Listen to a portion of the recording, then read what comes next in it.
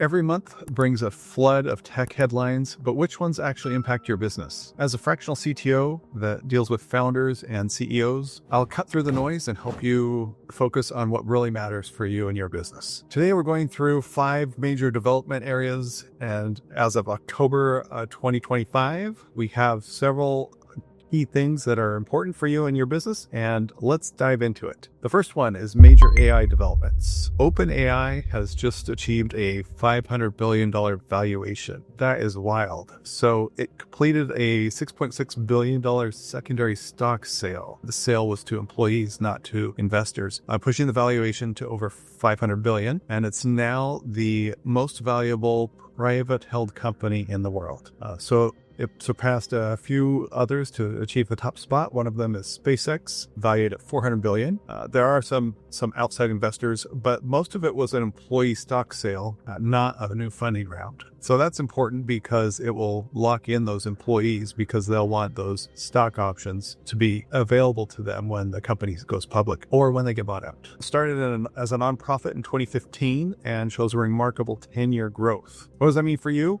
Talent retention strategy. This secondary sale keeps employees from jumping ship to places like Meta, who have been trying to get people away from other companies and poaching them with high valued salaries and benefits. And then it also shows some market validation, continued investor confidence despite the AI bubble concerns. And then what are the infrastructure implications? OpenAI has committed $300 billion to Oracle over 5 years. So that's a massive compute needs ahead that they see. And what action items are there for your business in this one? First one, foremost, review your employee retention strategies. Equity programs are becoming more critical as more and more companies are doing that. We need to try to keep up. So that's always an option. You need to consider how AI's infrastructure costs might affect your own AI implementations. We don't know how much things are going to cost in the future, but we know that the cost is going to change. It may go up, it may go down. We just don't know enough. So we've got to pay attention to that. All right, next in this category, ChatGPT 5. What's happening there? They're running some pilot programs from Fortune 100 companies, and early reports suggest that they are seeing a 40 to 60% productivity gain in specific workflows. The focus is on enterprise safety and compliance features, and then the integration capabilities with existing enterprise software. So that sounds super boring, I know, but the 40 to 60% productivity gains, that's pretty exciting to most CEOs. For founders and CEOs, what should you do? Considering getting on the wait list for those enterprise AIs, start documenting your current workflow process in hopes that you can, down the road or in the near future, automate some of those things. AI is just one tool in the toolbox. There's other ways to automate. So while you're waiting, try to automate some quick wins for you and try to get your team some productivity gains. You should also budget for AI training and change management. AI is here to stay. It's only going to get better. And if this starts to sound overwhelming, there's a link in the description. Book a call with me. I'd love to take 15 minutes and see what you're working on and how I can help. All right, the second place, investment and funding landscape. Grok raised $750 million and is at a $6.9 billion valuation, more than doubling from last year. Last year it was a $2.8 billion. Now, why do we care about that? Well, competition for NVIDIA graphics cards. Grok's language processing units, or LPUs, are offering an alternative to using a GPU. This may improve performance.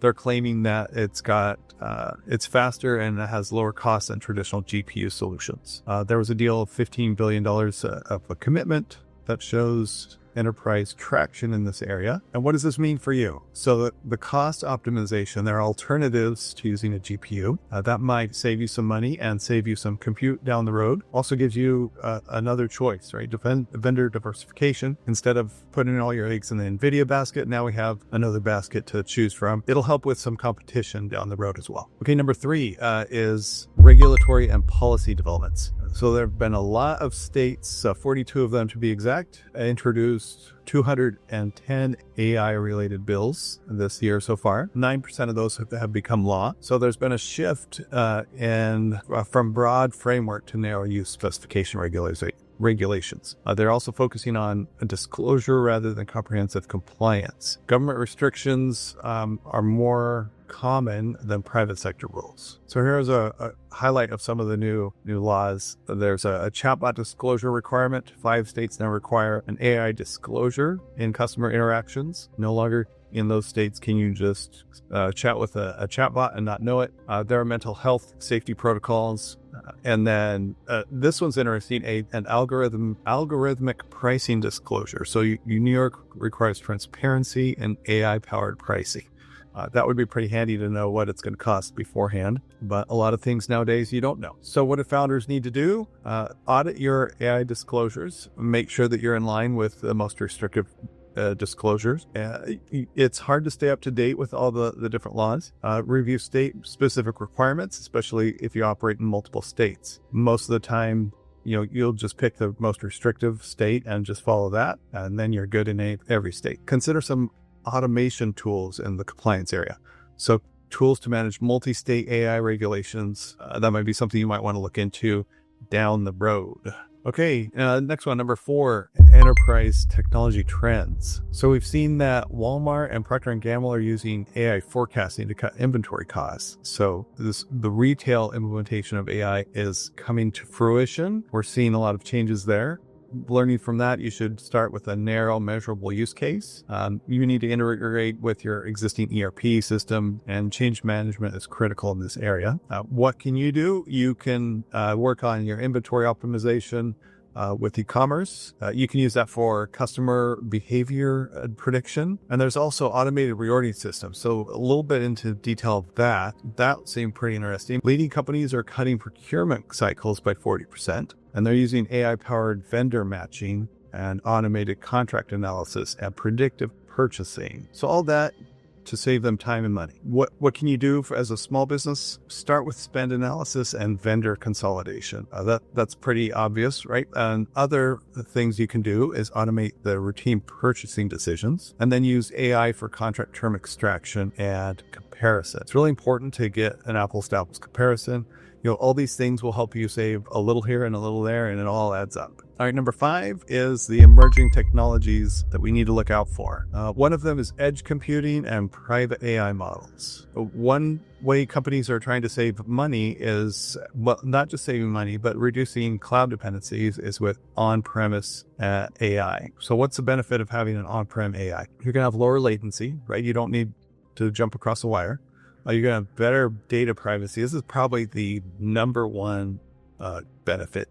Better data privacy will help you in the liability area, so you're not going to expose any private data that you shouldn't be exposing. And then the third is the reduced ongoing costs. So consider a hybrid architecture for sensitive AI applications. I've talked to lots of sales teams, and they're concerned that if they use an AI chat with any customer data, that they could be exposed and have some risk there. It all comes down to if it's public or private data. If it's private data, you need to do an on-prem AI implementation. If it's public data, you can use whatever you want because it's public. So keep that in mind. We went through a lot. So let's scroll back to the top. The fact that OpenAI has a $500 billion valuation, and then Grok has a wild valuation as well. What's that? $6.9 billion. Those two companies alone, that's pretty crazy that they are getting so much traction. So that shows that AI is here to stay, and the regulations that are coming into place, the laws that are being passed, got to stay on top of that. Might be time to have either in-house counsel or refer to someone that's familiar with AI. And then the retail space with Walmart trying to use AI to help them save time and money. That's pretty cool. And then the on-prem AI for data security. I recorded a video about data leakage with AI. Feel free to watch that. I'll include that in the description as well. I'll try to do another one of these next month. We'll see what the trends are and try to get some data points on what's trending versus October versus November, and which one of these impact your business the most. Leave a comment, like the video, share, and always feel free to subscribe. If you want to book a call with me, I can spend 15 minutes. We can see what you're working on and see how I can help. As always, thanks again for watching, and I'll see you again next time.